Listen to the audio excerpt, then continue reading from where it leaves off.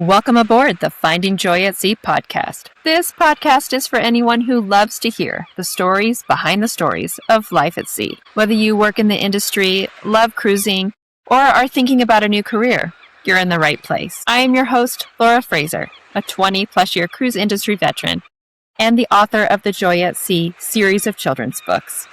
I love sharing the joy of the journey. So, anchors away. It's time to set sail. Hello and welcome to another episode of Finding Joy at Sea.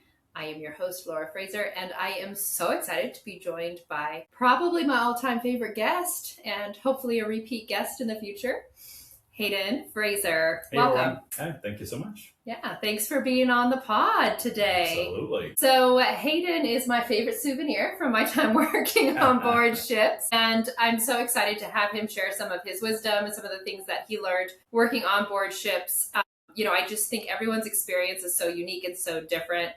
And it's just really great to get your perspective. Thank you. Happy to be here. Awesome. So Hayden, I'm going to jump right in and ask you some of the questions I like to ask my guests. And the first one, I think, just really helps us, paint the picture and tell the story of how you started working on ships. So how did you become aware of the opportunity to work on cruise ships, the entire world of cruise ships? You're from South Africa, and I don't know that it was a huge cruise capital of the world at that time. No, not so much. Not so much. No. Yeah. No.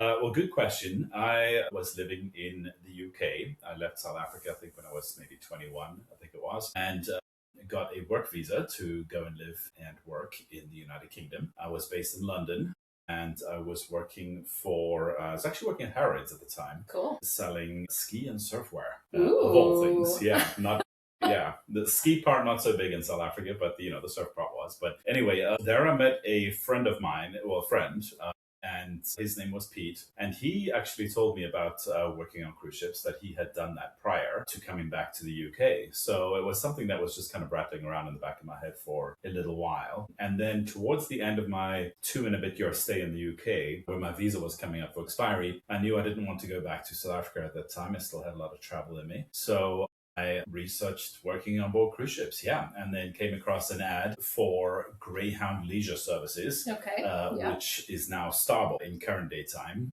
And they were the ones that looked after all the onboard duty-free shops on board. So that's what Pete had done on board and gave us the idea. So I got in touch with Greyhound Leisure and went from there.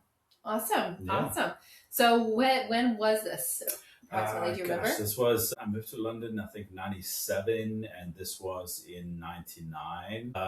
We went, we left the UK, my brother, myself, and my cousin David, and went back to South Africa. And then we kind of all went from there over to Miami to get on our respective cruise ships. And my first contract was on the NCL Crown out of New York. That was the home port. Amazing. Yeah, pretty amazing going from, South Africa, but having just lived in London and now to another iconic city, New York. Yes. So that was really cool. New York and doing the Bermuda run. So it was really cool. First experience. Yeah. That's amazing. And knowing you better than I'll know any of my other guests, I'd imagine flying into Miami, you perhaps saw the opening credits of The Golden Girls. Oh, absolutely. that was rattling around in the back of my head there. So for sure. Absolutely. Yes. I'm a huge Golden Girls fan, and she is. And Hayden is as well. Many episodes, yes. Yes, me by default, because you are such a fan. And it is one of the few shows you had in South Africa when you were young. It is. So I have good memories of that when I was growing up. Yeah, one of the few American shows we got. Yeah. Yes, so we often quote Golden Girls together. Yeah, absolutely. Yeah. And anytime I see the opening credits and see Miami, I think fondly about our industry. Absolutely. Yeah. So Norwegian Crown, out of doing Bermuda runs, and that's such a unique itinerary, and one I think, not a lot of people know about or do. And it's great because oftentimes you get a couple overnights in Bermuda and you can really see the island. Yeah, it was a great experience to get to know Bermuda because we were there for I think it was actually 3 nights in a row. So 4 days and 3 nights. Yeah. It wasn't great for earning money on board cruise ships in the department we were on. Because obviously when the ship is docked, the shops are closed. So, when you great life to lay on the beach and explore Bermuda, but not great for earning money. So, but it was an awesome experience for my first contract. Yeah. Absolutely. I think that's one of the things, depending on what department you work on, but, sometimes you forego, earning a certain amount of money for itinerary, and other times you're on another itinerary where you're earning more money. And I think that's really nice, actually, because, you can really get a lot of different experiences that way. So that's very, very cool. Yeah. I'll never forget my first time in Bermuda, and I only did Bermuda a couple of times, so not nearly as much as you, but when I saw the businessmen wearing Bermuda shorts. Yeah, that's right. It's a total thing. Business on the top and party on the bottom. Yeah. Yes. Yeah, absolutely. The full suit on top and suit shorts. Exactly. It was so neat. That's right. Yeah. Yeah. It's let's enjoy that for several months. Yeah. That's amazing. So you were working in the gift shop just as a shoppy, as we call it in the industry. Yeah. Just as a shoppy. Yeah. And then what happened? Well, I was on board there for maybe 5 months. Back then the contracts were 9 months long, which was pretty long for shop staff. So about 5 or 6 months in, maybe I had asked to transfer to a different ship. Just for the possibility of making a little bit more money. Sure. And of course, I was just really seeing 2 ports, New York and Bermuda. Right. So I think for those of us that work on cruise ships, it's partly to go out and make money and be able to save money, but of course also trying to see as many places and experience as many places as you can, which that run didn't really afford me too much of. So asked to be transferred, and I was transferred to the Carnival Imagination out of Miami. So doing Caribbean run. So that was pretty cool. Yeah. Great. Mm-hmm. Great. And you didn't stay a shoppy too long. You were quickly promoted because you're so fantastic. Yeah, well, thank you.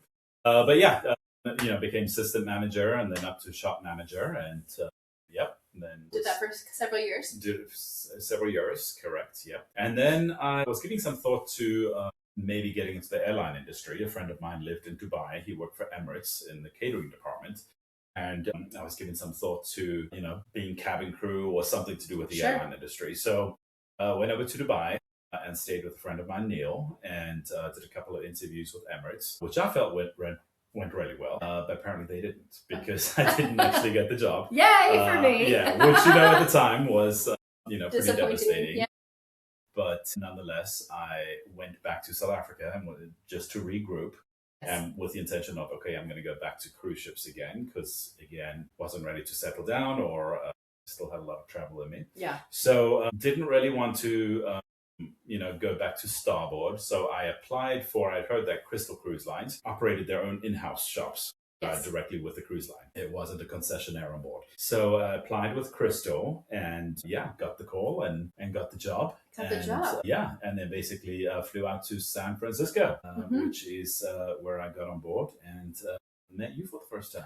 It's true. It's true. Yes. It's amazing. And, I think, anytime you hear a no in life, like you heard a no from Emirates, and that, it didn't make any sense that you wouldn't get that job. You were well qualified. Yep. You're personable. You're handsome as anything, if I may say so myself. But, like on paper, it didn't make sense that you didn't get that job. But really, there was another path for you. Sure. And I am so thankful for that no in your life. Yeah. We've had, I personally and us together have, had many doors close in our lives. And at the time, like you say, can't quite make sense of it. Yes. But of course, in the grand scheme, when you look back, you're thankful for those doors that have closed, because it pushes you to where you are supposed to go. And in this case, absolutely. So we met working on Crystal, and we were doing an Alaska run. And I'll never forget the day you signed on, Hayden. It was, a normal port day. We were waiting to get our delivery of stores on the ship. Which, by the way, were, consisted of like 5 or 6 pallets. Having worked on Carnival with Starboard, like in average stores was like 25 pallets every turnaround. So when I got on and saw 6 pallets, I'm like, is this it? Yes. Yeah, with the different cruise lines, it really is a different, category of guest and retail turnover. And, when you 600 guests versus 3,000 guests versus 5,000 guests, like you can imagine the quantity of product that's being moved. So, with it being a luxury line, and I think the ships were about 600 guests. Right. And it was, didn't go through quite as much inventory. So we were waiting for our stores, and I'll never forget, a friend of mine called me in my cabin, and we were all waiting for the call, like, we need to go unload these pallets. And I'll never forget, she said, the new guy's here and he's really hot. And it was But so it was so good to have you come on board, and our story, I think, is one of those incredible stories of just two people who really developed a wonderful friendship very, very quickly. Right. It was definitely just a friendship at first. Laura was actually seeing somebody else at the time, and then I ended up seeing somebody else. So we really based our relationship, as firm friends first.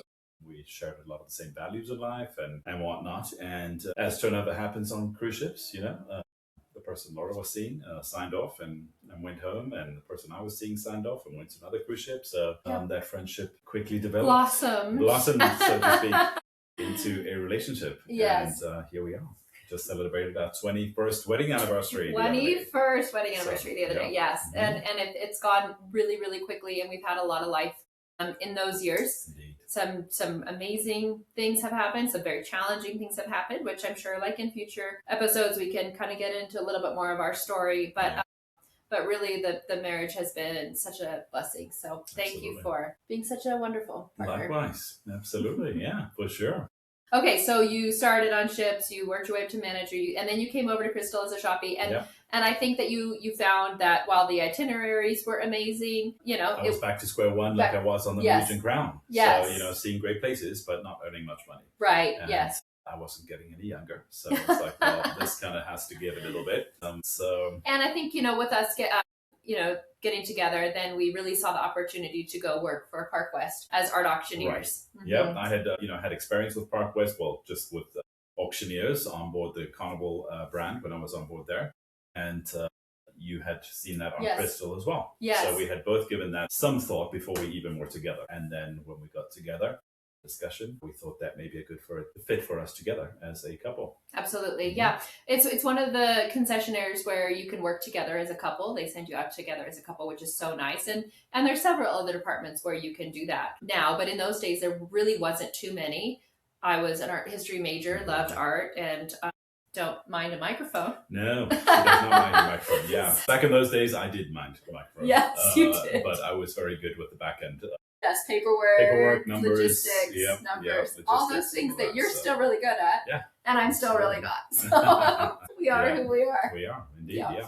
And so we really enjoyed those years working for Park West. It was really exciting to be able to join a ship in a new capacity, to learn from some auctioneers, and then ultimately run our own program. And we intended to do that for a while. Quite some time. Yeah. So we did 3 contracts as auctioneers, and enjoyed it, and then got married in 2005. July. 2005. Yes. And had an incredible wedding with all the intentions of going back to ships and working a few more years to save up more money. Because, again, like, depending on what you're thinking about in the cruise industry, whether you're thinking about working on board or you love cruising or wherever you're here listening to the podcast, it is a wonderful way to, see the world, but it's also a wonderful way to save money. Absolutely. You have no living expenses, your food is covered.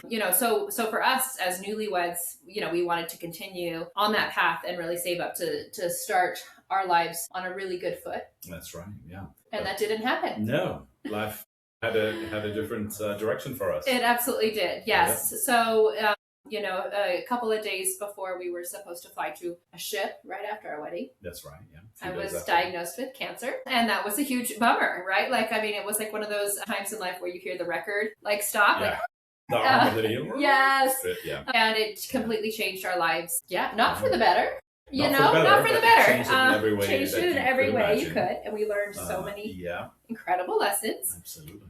And but so we really had a little bit of a rough start with our marriage. No insurance, no job, no money, medical debt. Yes, it was rough, but we had each other. But we had each other, and it was still a very exciting time in our life. And over the next couple of years, we were fighting that battle, and but good things happened in those years too. So that's what changed our life working on board ships. But as fate would have it, you were offered a job at Shoreside for Park West. Correct. So tell us about that. So basically we had been off ships for a little bit based on everything Laura just explained. And then we had reached out to a friend of ours, right? Actually, I got a wrong phone call. That's right. Yes. That's right. So we're still living in Colorado. We had just, gone through Laura's health issues, etc. And a friend of ours who was still working at Park West is Shoreside, Vanessa. she actually called Laura the one day, but she actually was trying to get another Laura and had dialed Laura by mistake. Yes. So they end up catching up quite a bit, and Laura filled her in on where we were and whatnot. And that transpired into going back to Park West in the role of mystery shoppers. So yeah, which was really, really good. We had been gone from Park West for enough time where a lot of the staff on board would probably not know us or recognize us. So it was a perfect segue to get our feet back into the cruise industry, the company we had worked with prior, and get back out there on the ship. So we kind of put together a mystery shopping program and went from ship to ship and, posed as guests and attended the auctions and purchased artwork and went through the whole cycle. Yes, the wholesale cycle. Yeah, wholesale cycle from start to finish. So that was super exciting. And then we found out we were pregnant with our daughter, Camille. And of course, we couldn't, start a family when we were hopping from ship to ship. So we were offered jobs in the Shoreside office with Park West. Thank the Lord. Yeah, which was amazing. It was amazing. And I think back on those, on that time too. And again, like it was such a gift to be able to develop a program from the ground up, to be able to assess the teams on board and really help improve their presentation, their, just the overall guest experience from somebody who knew the back end of the challenges of, some of the, even back in those days, like logistics of just Wi-Fi, internet capacity, like taking people's details to complete a sale. Sometimes that would be, a frustrating process from a technical standpoint, and being able to kind of, see it from the guest perspective and offer suggestions as to how to run a better program and increase sales, increase guest satisfaction. It really was a special thing to do, and then having it turn into us getting to move to Miami. Yeah, in two separate roles. So Yes.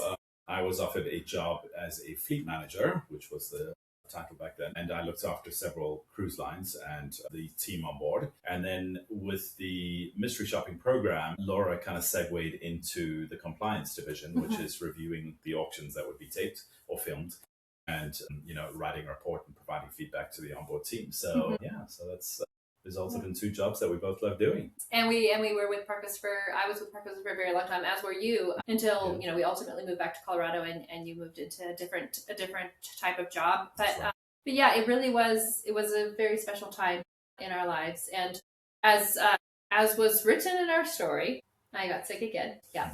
So after our daughter was born, my cancer had returned, and so we needed to move back to Colorado to be near the doctors I knew and liked and trusted and all of that. So we were back and forth a lot, but Park West was great to us in the fact that they let us move back here and work remotely, and that was an amazing time. And I think looking back, your job as a fleet manager allowed you to, focus on something else, which I think is so important when you're a caregiver. But it also gave you the opportunity to still travel and kind of wrap your head around, Absolutely. Deal with what was going on at home and just have, that kind of getaway and something else that I enjoyed doing, which was the job itself, and a little bit of travel here and there, which was great. So it was looking back, obviously it was a difficult time, as one can imagine, but looking back, it was just, it was a good thing.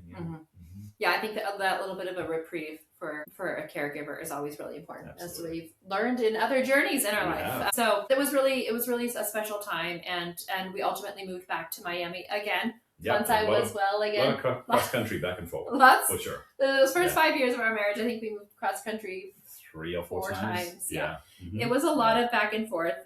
But we, we had some really, really nice memories there too. Absolutely. Yeah, hard memories, but great memories. And I always built great friendships. And I always say the gift of the timing, which was very difficult to see at the time, but and I could get emotional here, but the gift of the timing for me was very quickly, within days of being married, it was like, for better or worse, sicker or, sickness and health, sick, richer for poor, good times and bad. And that you stuck. All those vows came in real fast, and you stuck by me, and I never even saw you wobble even a little bit, and I'm very thankful for that. Yeah, absolutely. So that's a little bit of our journey, both on ships and on land, and what happened afterwards, and we kept those jobs at Park West for a very long time until we decided, once our daughter kind of got school age, we wanted to move back to Colorado so she could be near family and cousins and all of that. And so your position at Park West at that time was not able to be remote. No. Nope, I was the VIP service manager for the VIP program there. So I was based at the office in Miami. So not a job that I could do remotely. Physically handling art, physically picking out frames, physically assisting. Meeting with VIPs. So not able to keep that job remotely, but you were able to keep your job remotely. Yep. So I continued to run the compliance department there for many years, actually until 2020, when the whole world and industry changed, and you went into what you do now. Yeah, real estate. So, absolutely. For a builder now here, a local builder in Colorado Springs, and a couple of weeks away from my 10-year anniversary with them. So, I think, the skills one learns working on cruise ships in kind of any environment that you could imagine, it kind of really equips you to be able to really do most things on land, which is amazing. So I think any company that hires ex-cruise ship employees would attest to that, cruise people who've worked on cruise ships really are great workers, great work ethic, can work through a lot of difficult situations, whatnot. So, and sometimes life and death situations as well. So, so I got into real estate and it was just a natural fit for me. Love it and still love it. Yeah, that's amazing. Yeah, I think that when we kind of came shoreside, before we got our jobs working for Park West on land, it was one of those things where like, how do you even put on a resume? Like what working on a cruise ship is when you live in Colorado, right? Like there's not a lot of crossover there. And it's one of those industries where once you've worked on ship, you learn how to get along with all different kinds of people. You learn how to problem solve like on the go. You learn to roll with the punches. Roll with the weather, roll with changes. It really prepares you. And I would recommend anyone who's thinking about, a career change or maybe, a first career out of college, anything like that, to work on cruise ships. Absolutely. I always say it's the best decision I ever made. Absolutely, yeah. Still, I mean, when people ask me about my past or, I always, when we tell them about cruise ships, I always recommend if I'm speaking to somebody in the early 20s, or age group, I'm always like, would absolutely recommend it for sure. Yeah. Awesome. Yeah. So another question I like to ask is, what surprised you about either being a South African that you maybe weren't aware of before you worked overseas or on ships, or maybe something that surprised you about another culture working on ships? But, we do get to work with so many people from all over the world. Yeah. And can you think of anything that, like, when you got on board, you're like, oh, that's different? Well, when I first started in 1999, there weren't many South Africans working on cruise ships at the time. So it was, like on any ship, myself, maybe 2 or 3 others. A lot of South Africans now, but back then there weren't. So I think maybe the biggest thing that kind of stood out to me was that, you have these nationalities from all over the world, all working and living together in tight spaces. And, no matter where people are from or what politics were or anything like that, we were all there to do a job and we all lived in close quarters and everyone really was like a close-knit family on board, So I think that kind of unexpected cohesion of a large group of people from all over the world kind of stood out to me. The most. Yeah, that's awesome. Pretty cool. I think that is one of the most beautiful things about the industry is that people really do put most all of their differences aside, and you get to make these friendships and these relationships, and you realize like we're all so similar, no matter what's trying to divide all of us. Sure. At the end of the day, we're also similar. And I also think it's a fairly similar personality type that really, excels on ships, like you if you aren't able to roll with the punches, if you aren't able to get along with people, you quickly know that it's not for you. You quickly know that it's not for you. Absolutely. So I think it's a bit of both. It's one that it is just a very beautiful thing, but if you can't play nice, you're not going to play long. Kind of thing. I mean, during the years, there were definitely people that did one contract, just one and done. It wasn't or even a few weeks. Even a few weeks, exactly. Yeah. So you quickly know if it's for you or not. But sometimes, like having been in a managerial role, there were several times where people were like had been on board for a couple of months, were like, I just don't think it's for me. But encouraging them to stay, and then some of them still on board cruise ships years and years and years later. So it was a good decision to stay. So should I stay or should I go now? Should I stay or should I go? Yeah, absolutely, for sure. My goodness, awesome. Okay, great. Well, I think we've had a lot of things going on in the background here in our lives and in our family. And so I want to just quickly touch on a few of the big developments here at Finding Joy at Sea. So our first book has been released, Joy at Sea. You can buy it on Amazon or online directly through Ingram Spark, and we're so excited for Joy to have been born. And I think, for me, writing these books, it's not just about the ships, but it's about these larger lessons that we've learned along the way. And with Joy, her story of perseverance and overcoming when the rug pulled out from her, in a day. So many of us during 2020 that worked in the industry, it was a complete life change overnight. And for me, it was like so many of my fellow Shoreside friends and cruise ship employees. And I remember thinking well, this isn't going to last long. Right, couple weeks. I'll be back to work before I know it. Yeah. And as we know how it played out, it was a long time. And ultimately, it wasn't a good fit for me to go back into the role that I had. And I enjoyed my job before. I was very comfortable with my job. And I would have probably just kept doing the same job forever if COVID hadn't come and actually been a gift to me. Shaking things up. So and and shown me maybe it's time for a change. But I remember, in those days, and then ultimately deciding not to go back, wondering if I would ever work in the industry again, if we would ever step foot on a cruise ship again, if the industry would recover. There were so many unknowns that were there for us. And when we finally got back on a ship for vacation and went, took our son and our daughter and your mom and dad, which was a really special time. Absolutely, yeah. Yeah. And I taught Tyke, our son, how to swim on board in the pool.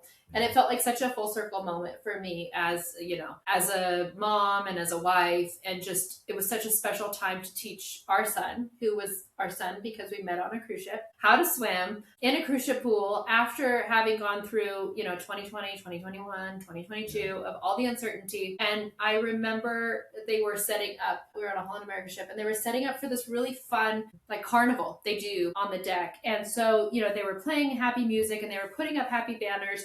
And I was sitting, above kind of in the hot tub watching Tyke now kind of jumping into the pool and swimming on his own, and had such a moment of pride in that. And I thought to myself, man, the ship must be so happy. She must be so happy. That things are back to normal. That things are back to normal, and guests are having fun and kids are jumping in her pool. And I had that thought, and then it was suddenly Laura, that's ridiculous. Ships don't have feelings. This is a machine. But, it was in that moment that I thought, no, people need to hear this story of overcoming and perseverance and for the industry as a whole. For the industry as a whole. Yep. And all of us who have worked in the industry for so long and love it so deeply. And really, the comeback has been unbelievable, phenomenal. But there were days where none of us were sure, what that was going to look like. So it's really celebrating her journey of life-changing and finding her way again, which has really been our journey as well. Absolutely. For sure. Yeah. So yeah, that was the genesis of Joy. Yeah. Yeah, which super proud of Laura getting this book into publication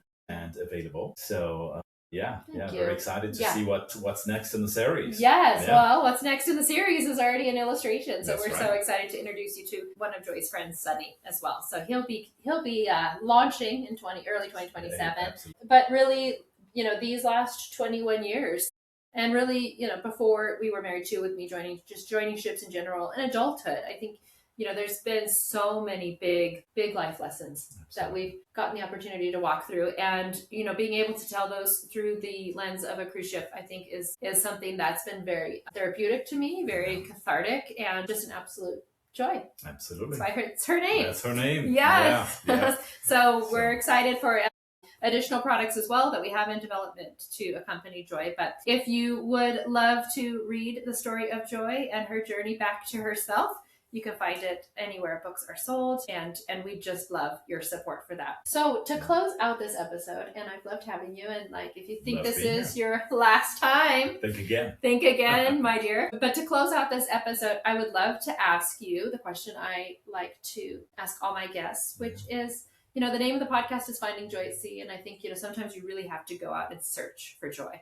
Absolutely. It doesn't always just come to you. Sometimes it does, but not always. Yeah. You have to go out and find it. So where did you find joy at sea? Well, I think just, signing on to the first cruise ship obviously was amazing. Just it was a joyous experience for me. But, ultimately meeting and marrying you and starting a family together and an amazing life was the biggest joy I could have ever imagined and couldn't have imagined it. But here it is. So, looking back on on the joy that was found for me at sea, I would definitely say that's it, So, and also just, being on the ship, being surrounded by so many people. I mean, it's not all fun and games and amazing every single day. Right.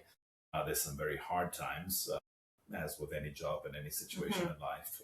So, you take the bad with the good, but the good definitely outweighs the bad days. So, yeah, just, of course, travel and being able to do that with somebody you love, your partner, together is just, an amazing sense of joy. Absolutely. Absolutely. And I would say also to any crew members like listening now, right? You're working on board ships and maybe you're having some of those days where you're like, oh my gosh, this is really, really hard. It reminds me of another one of my favorite shows, The Office, where in that final episode where Andy says, I wish you had a way of knowing you're in the good old days before you've actually left them. You've left them. Absolutely. I love that. And I think so often, when we were working on board, like there were a lot of hard days where you're like, wow, this is stressful. This is a long day. This is a lot of work. But you really are. You always have the opportunity to look back on life and realize like you were in the good old days and you're still in the good old days. Like these are also the good old days. A decade from now, we'll look back and think these are good old days. Yeah. So, just enjoy the moment and just roll with it and just soak it all in. Yeah, and find your joy. For sure. Well, thanks for being on. Absolutely. Thanks for having me. Thanks everybody for listening. Yes, thank you. We're so thrilled and so thankful that you've given us your time to listen to the episode today. Have a great rest of your day. Take care. And find joy. Absolutely. Thank you for listening to Joy at Sea. To find out more about us, our books, and products, please visit us on the web at joyatseaandfriends.com or on Facebook or Instagram at Finding Joy at Sea. To be featured on an episode, you can find our email in the show notes. Until next time, we hope you have a joyful day.